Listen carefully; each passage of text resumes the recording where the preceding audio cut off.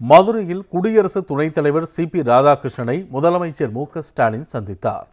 தமிழ்நாட்டில் கோயம்புத்தூர், மதுரை, ராமநாதபுரத்தில் நடைபெறும் பல்வேறு நிகழ்ச்சிகளில் கலந்து கொள்வதற்காக குடியரசு துணைத் தலைவர் சி.பி. ராதாகிருஷ்ணன் தமிழ்நாட்டுக்கு வருகை தந்துள்ளார்.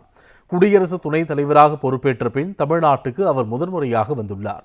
மதுரை அரசினர் விருந்தினர் மாளிகையில் அவர் தங்கியுள்ளார். இதேபோன்று மதுரை, ராமநாதபுரத்தில் நடைபெறும் பல்வேறு நிகழ்ச்சிகளில் பங்கேற்பதற்காக முதலமைச்சர் மு.க.ஸ்டாலின் மதுரை சென்றுள்ளார். இந்நிலையில் மதுரை விருந்தினர் மாளிகையில் தங்கியுள்ள குடியரசு துணைத் தலைவர் சி.பி. ராதாகிருஷ்ணனை முதலமைச்சர் மு.க.ஸ்டாலின் சந்தித்தார். அப்போது நாடாளுமன்ற திமுக குழு தலைவர் கனிமொழி, அமைச்சர்கள் கே.என். நேரு, இ. பெரியசாமி, கே.எஸ்.ஆர். ராமச்சந்திரன், தங்கம் தென்னரசு உள்ளிட்டோர் உடன் இருந்தனர். இதனிடையே முதலமைச்சர் வெளியிட்டுள்ள சமூக வலைதள பதிவில், நம் தமிழ்நாட்டில் பிறந்து நாட்டின் குடியரசு துணைத் தலைவராக உயர்ந்துள்ள சி.பி. ராதாகிருஷ்ணனை மாமதுரை மண்ணில் சந்தித்து உரையாடியதாக தெரிவித்துள்ளார். தமது சீரிய பணிகளால் அவர் நம் தமிழ்நாட்டுக்கும் இந்திய திருநாட்டுக்கும் பெருமை சேர்ப்பார் என்றும் முதலமைச்சர் மு.க.ஸ்டாலின் குறிப்பிட்டுள்ளார்.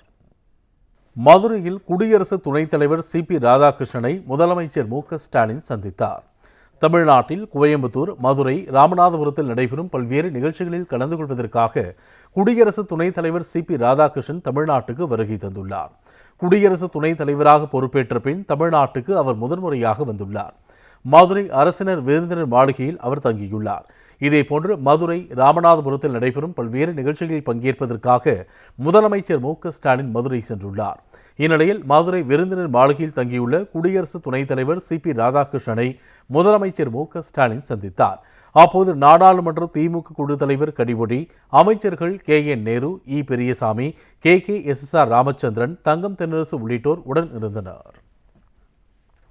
இதனிடையே முதலமைச்சர் வெளியிட்டுள்ள சமூக வலைதள பதிவில், நம் தமிழ்நாட்டில் பிறந்து நாட்டின் குடியரசு துணைத் தலைவராக உயர்ந்துள்ள சி.பி. ராதாகிருஷ்ணனை மாமதுரை மண்ணில் சந்தித்து உரையாடியதாக தெரிவித்துள்ளார். தமது சீரிய பணிகளால் அவர் நம் தமிழ்நாட்டுக்கும் இந்திய திருநாட்டுக்கும் பெருமை சேர்ப்பார் என்றும் முதலமைச்சர் மு.க.ஸ்டாலின் குறிப்பிட்டுள்ளார்.